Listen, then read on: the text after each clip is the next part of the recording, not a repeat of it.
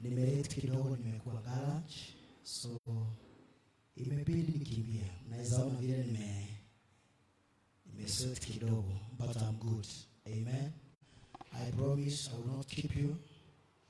Tutatumia wakati vile ufao na sitakuweka. So kwa wageni, naitwa Pastor Paul na nimeokoka na mpenda Yesu sana. Mimi ni mmoja wenu Saidi na naamini ya kwamba tutabarikiwa.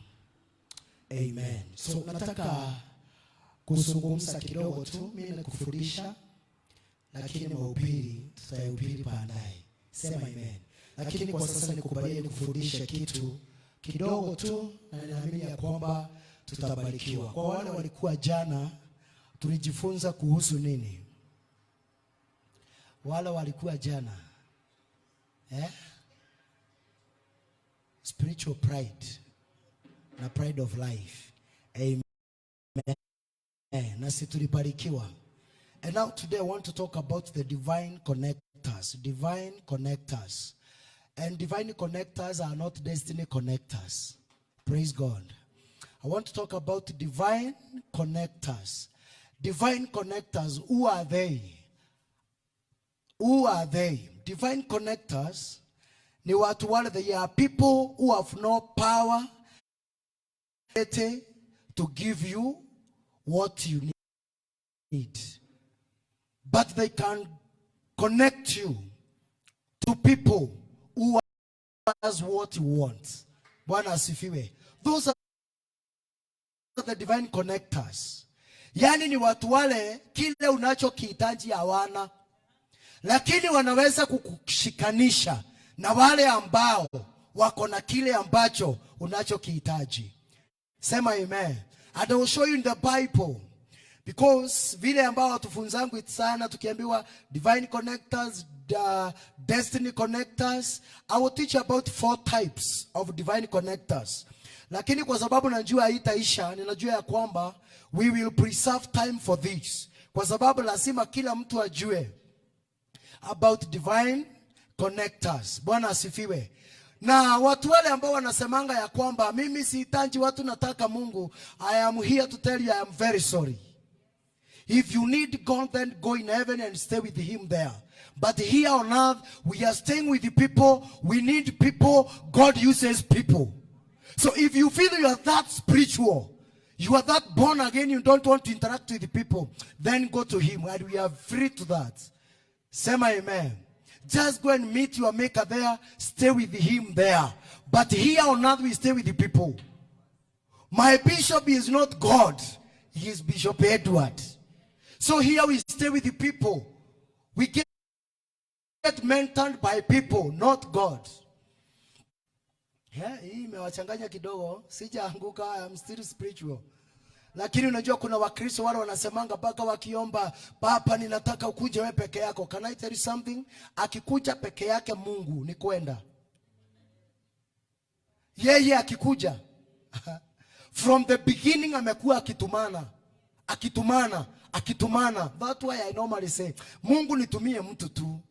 Dumira mundu gai, nitumie mtu. Sasa wewe unaombanga unasema, Mungu sitaki watu wanaweza nifiru, nataka wewe mwenyewe ukuje nikuone, umuone. Mpaka Musa hakumuona. Musa akamwambia umenituma sana, I want now to see you. Akamwambia basi tukutane kwa mlima. Alifanya namna gani? Hivi. So akaona akipita. Anyway, I'm not there. Lakini nilikuwa najaribu kuleka foundation ni kuonyesha ya kwamba we all need divine connectors. Sema amen. And divine connectors are people who has nothing. They have no power. They have no ability. But they can support you to people. Sema amen. Wale ambao, in the book of 2 King 5, line number 1.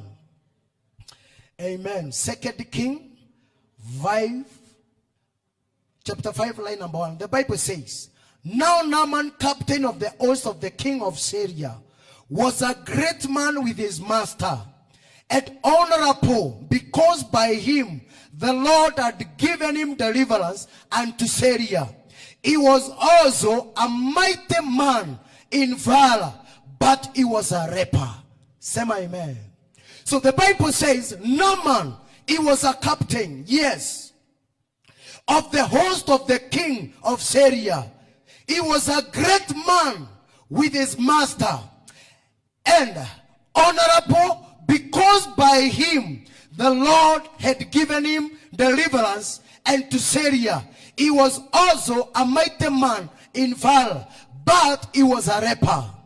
This man of God, he was a king. He was a great man of God. And by him, God had given him deliverance. Katika vita Bwana alimpatia ushindi. It is not devil, it is God who given him the victory. But the Bible says he was also a mighty man of valor, but he was a leper. It's okay, he was a mighty man. He was a great servant of God. He was a king. But the other side of this man of God, the other side of this king, the other side, he was a leper. Bwana asifiwe. Can I tell you something? God, he can give you victory. He can make you to be a great person. But lazima aache kangap ambacho akata kuonyesha wewe ni wewe. When God give you everything, utalinga na utamuhesabu kana kwamba yeye havai. So this man of God, he was a Naaman, he was a captain of the host of the king of Syria.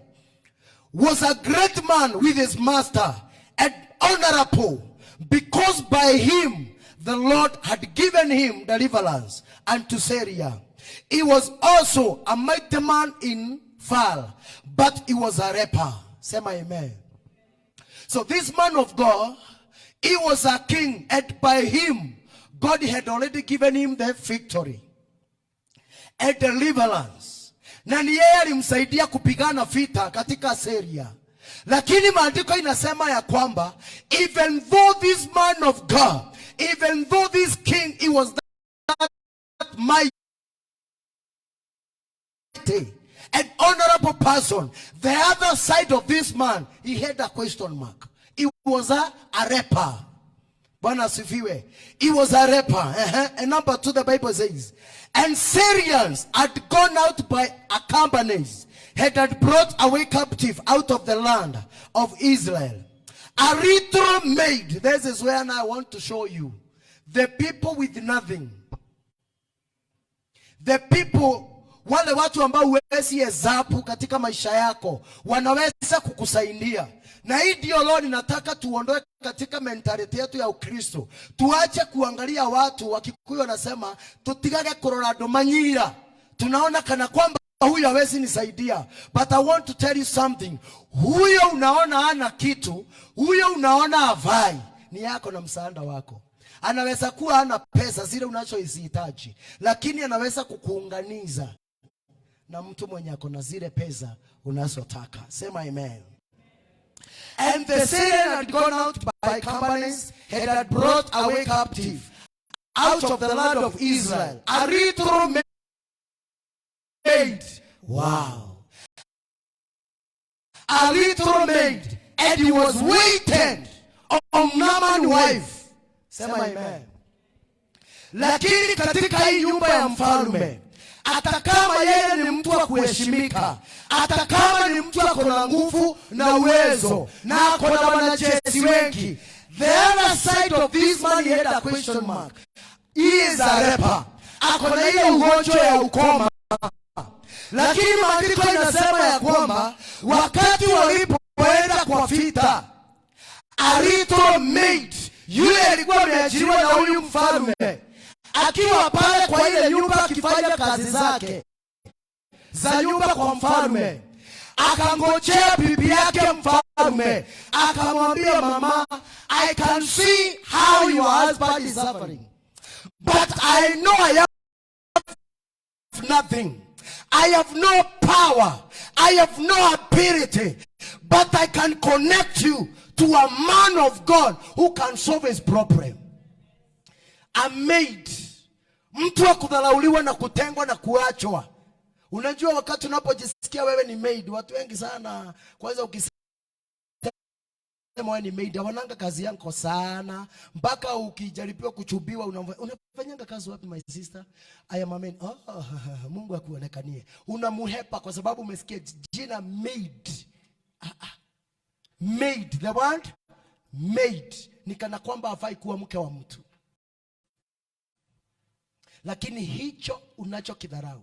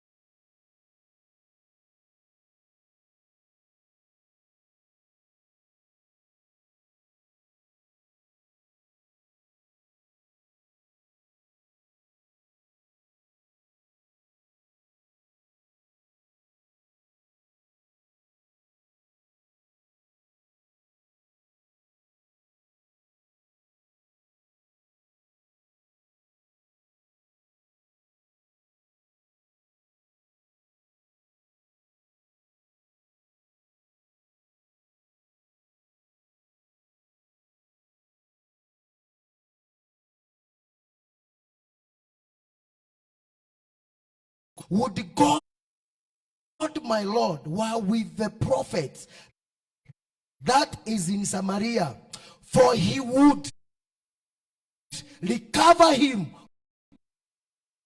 of his leprosy.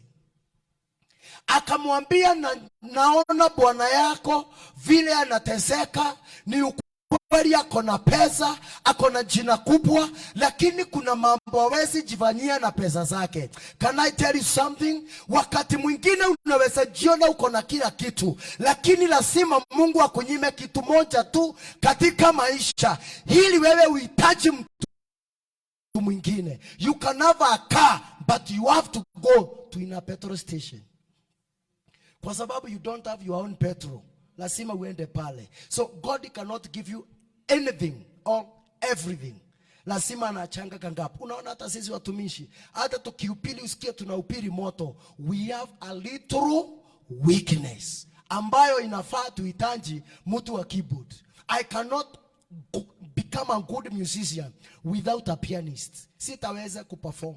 Lakini akinishikia hapo, lakini nikianza kujipiga piga, niseme ni mimi, hata msipokuja kanisa mimi sina shida, I will continue. Hiyo ni pride. Sema amen. In the church we need each and every one. Sema amen. To fulfill God mandates. So huyu msichana wa kazi, wakati pipi ya mfalme alipokuja akamwambia, mama, I can see how your husband is suffering. Muunganisha na mtumishi wa Mungu, a prophet of God. Na ninajua nikimuunganisha na yeye, shinda zake zitaisha. Sema amen. I want to see you a maid.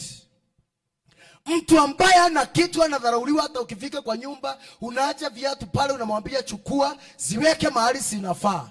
Mtu mwenye anakaa kudharauliwa, but kwa sababu ni yeye atatumika kuwa divine connector. I know you are there. You have nothing, you have no power, you have no money. Can I tell you something? God can use you the way you are. Sema amen. Never despise your situation. Sometimes even when I don't have money in my pocket, I always trust one day God will send me a divine connectors. You know, so many Christians, they don't want to relate with these people. They wanataka kuwa ni wao. Ati mimi naenda kanisani naomba. Sometimes I tell people, who told you prayer answered everything? There is a part of prayer. Unanielewa? Kuna sehemu ya maombi mahali ambapo utaomba, na kuna sehemu ingine sasa. Sasa hapo nikutulize sasa, nikitumwa kwako, my brother, is it done? Dan, Isaac, Zak. Nitumwa kwako Sak, na kile ambacho Mungu amenituma nacho. Alafu nianze nikifika kwako nianze kusema, ndugu acha tuombe. Is prayer needed? What is needed? It is to deliver what God has given me to done. Are you getting my point? So sometimes Christians, that's why when we come to give, time of giving, they don't give. They don't give. But when they are in need, they are wako katika mstari wa kwanza wa kukimbia kwa madhabahu na kumwambia Mungu wa utajiri nipatie. Can I tell you something? If your account it has nothing in heaven, even though you fast for 79 years, if your account in heaven is empty, can I ask you something, church? When do you have account in any bank?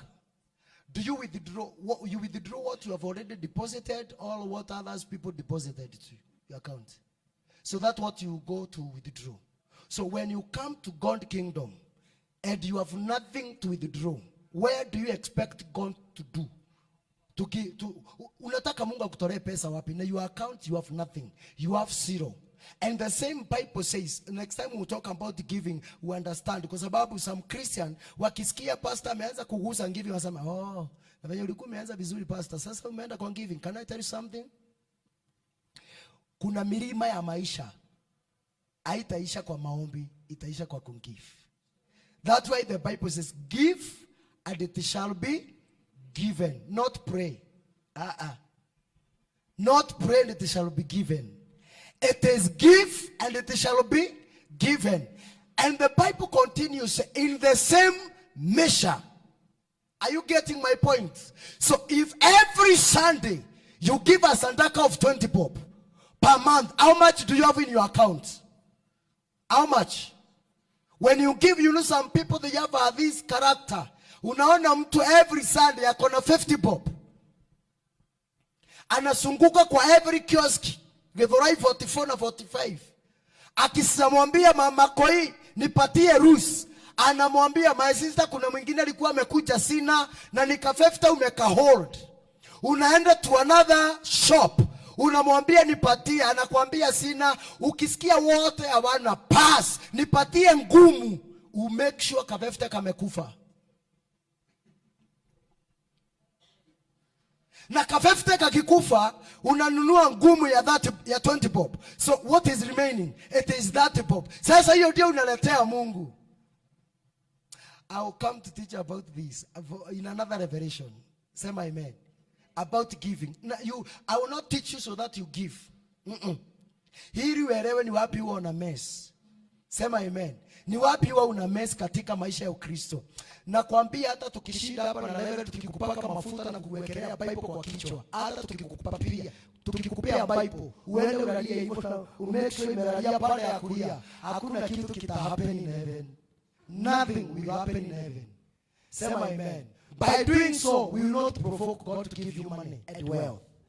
Sema amen. So aka kafefta ni wakafuja. Sijui kikui sana. Ni make sure na kula. Na kala huko kwa gumu mwe. Ukanunua ngumu moja ili make sure kamekufa. Sasa pastor hapa akisema I want us to give our offering to God and just find a good sacrifice so that we give to God. Unaingia kwa mfuko kadhate kangu shwa unakakamata na unanga aibu mpaka unakashika hivyo unakaleta kwa madhabahu kwa basket offering na unakawapea backup unakaachilia vizuri tu utaki zirie sinaanguka. Halafu huyo Mkristo sasa ametoa 30 kwa Sunday 4. How much is that per month? 120. Alafu huyo Mkristo ambaye ametoa 120 per month kama sandaka kwa Mungu. Nasema kwa Mungu. Alafu agonjeke aende reception pale tu hospitali ile rahisi sana. Reception kama hujaona daktari ni how much? Just a consultation. How much? 1,000 to 300. Now you can be able kulipia ugonjwa 300 lakini hauwezi mtolea Bwana 300 wakati uko na uzima na uhai mwenye amekuumba amekupatia everything you deserve lakini unampatia 30 lakini ukigojeka unaweza enda kwa consultation fee na unalipa 1,000.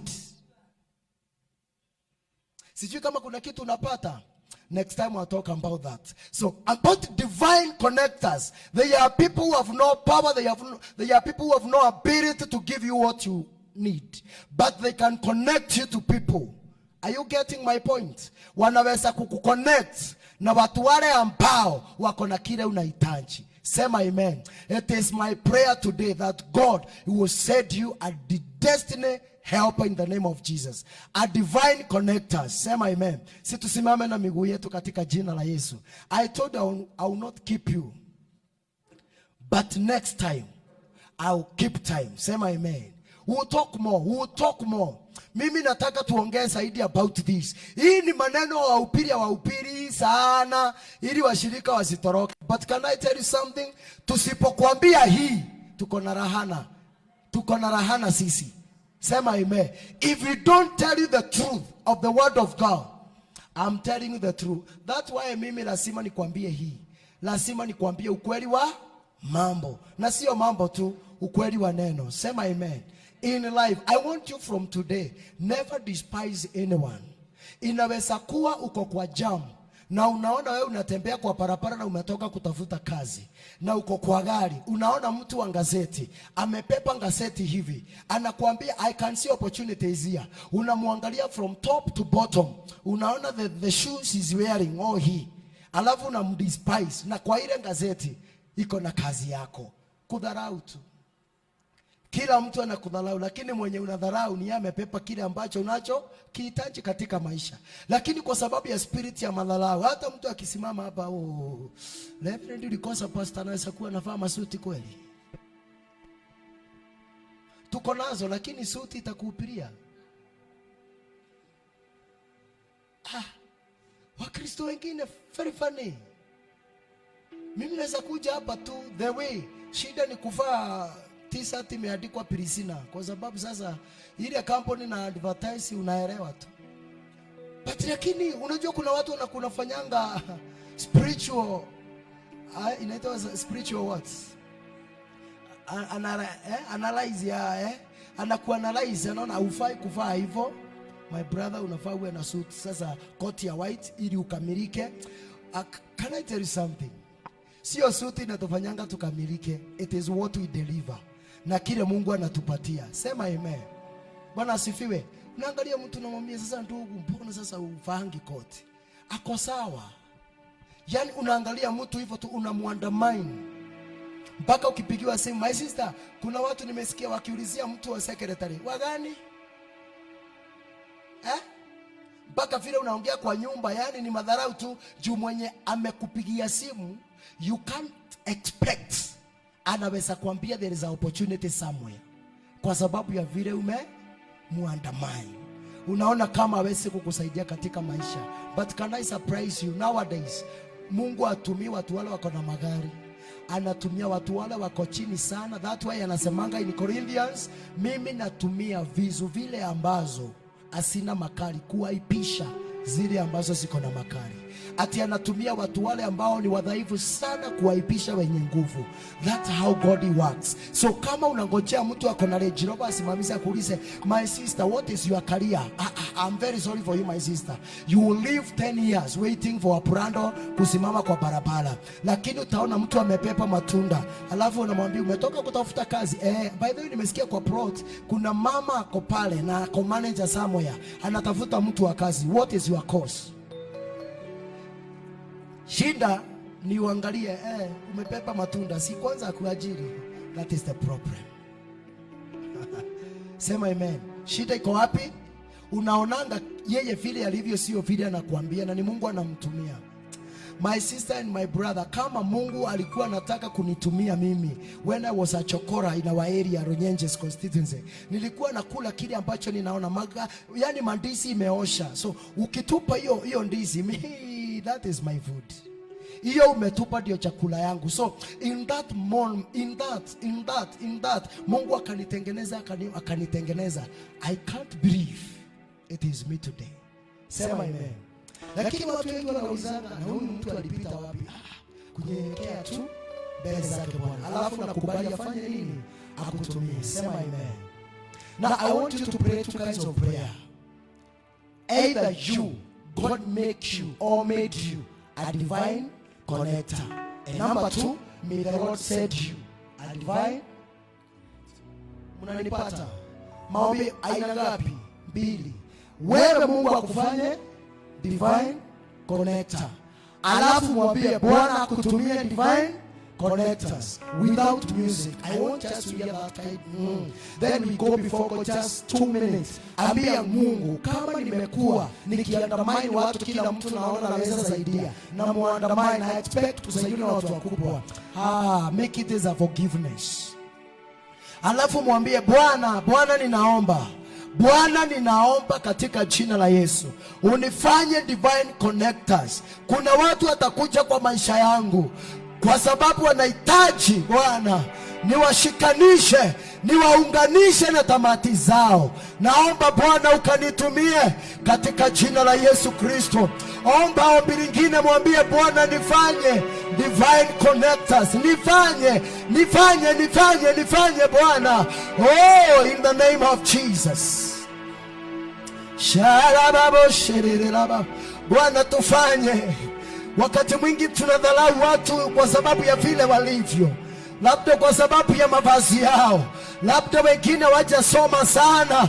Tunafikiria wale wamesoma ndio wako na msaada wetu. Umetuambia he was a king, he was a mighty man, he was a honorable person, but in the other side of this man, he was a rapper. God help us. No matter how powerful we are, we need a divine connectors in our life. In the mighty name of Jesus, who can connect us to people. In the name of Jesus. Baba, katika jina la Yesu tunasema ni asante. Asante kwa neno lako Bwana. Umetuambia kwamba Naaman alikuwa mtu akona nguvu na uwezo, mtu wa kuheshimika. Lakini kumbe katika huyu mtu pia kumekuwa na question mark. Alikuwa na ugonjwa wa ukoma. Kumbe Bwana utumiangi watu wenye nguvu. Ulitumia maid akamconnect na mtumishi wa Mungu ambaye anaweza mmalizia zinda zake. Naomba Bwana ukatutumie mtu siku ya leo katika jina la Yesu Kristo. Tutumie mtu yule akona jibu ya maisha yetu. Tutumie mtu akona kile ambacho tunaomba na hitaji katika maisha yetu katika jina la Yesu.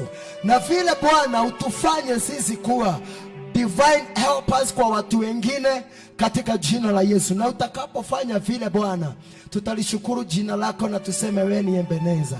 Na ni katika jina la Yesu Kristo aliye Bwana na mkombozi tumeomba na kuamini. Sema amen.